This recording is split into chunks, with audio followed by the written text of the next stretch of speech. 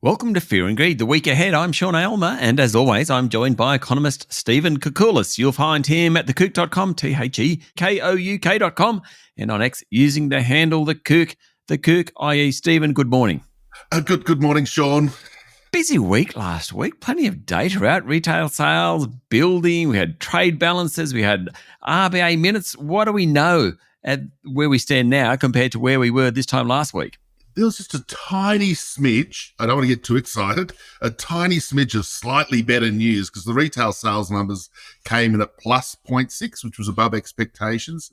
And even though the Bureau of Statistics explained them away in a sense by saying there appears to be a change in consumer spending patterns, anticipating the mid-year sales, so that might have explained the increase. So there's probably going to be a dip next month. They were still okay numbers. Building approvals, plus 5.5% from an incredibly low base, but at least it's a plus sign.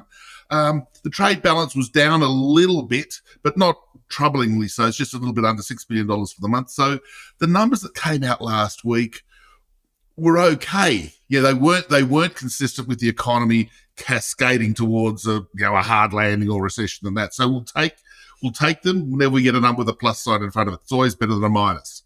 Right. What about the RBA minutes, though?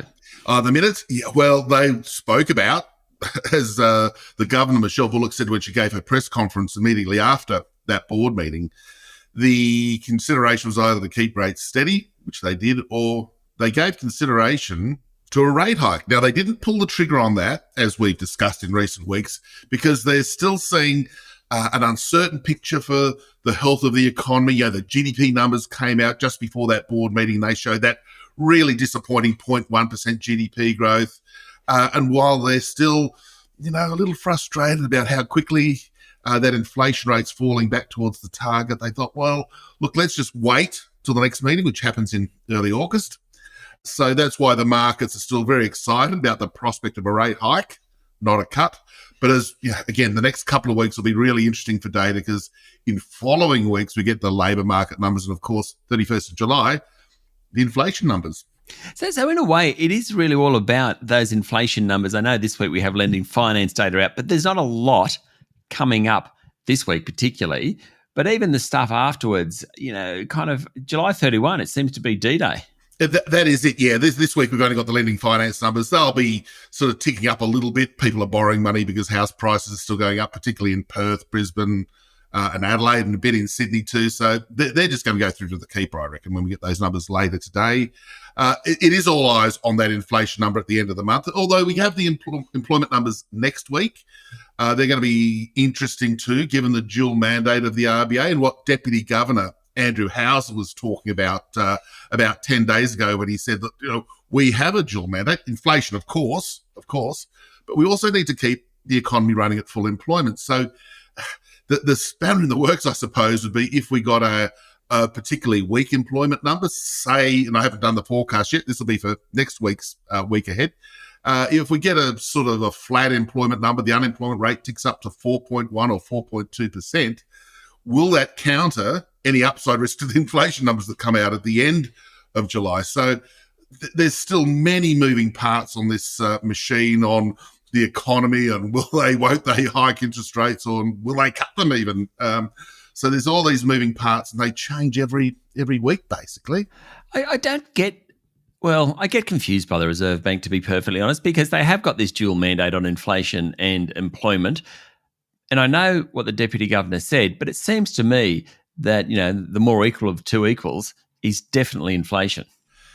I think that's a fair assessment too. Look, I think that assessment's correct because it's a very easy to understand, and it's a numerical target between 2 and 3% for inflation. So it's pretty clear. So if inflation's at 4 or 1 or 3, you know whether you're above it or below it, or in the sweet spot of hitting your inflation target. So that's in a sense easy to sort of work out.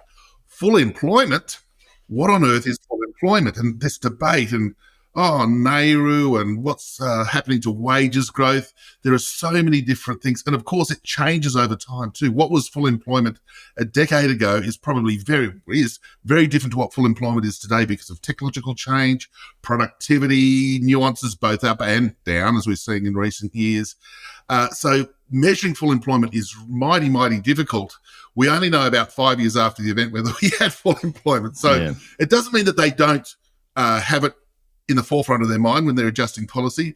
But at the moment, when unemployment's going up and wages growth is topping out, it gets a bit more attention than if it was clearly stuck at a very, very low level and wages were still accelerating. So that's what's making that discussion on what's full employment a little bit more interesting.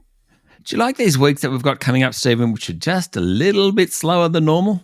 I do. It's a chance to catch up on stuff. And of course, we've got the incredible world of politics going on. Last week at the UK election, the US presidential election is getting closer and it's a absolute minefield. France, and I do love politics too, but I just don't know what to make of all that stuff. So it might be looking more and listening to podcasts about the political side of the world rather than pure economics, because there's not a lot of local news, unfortunately.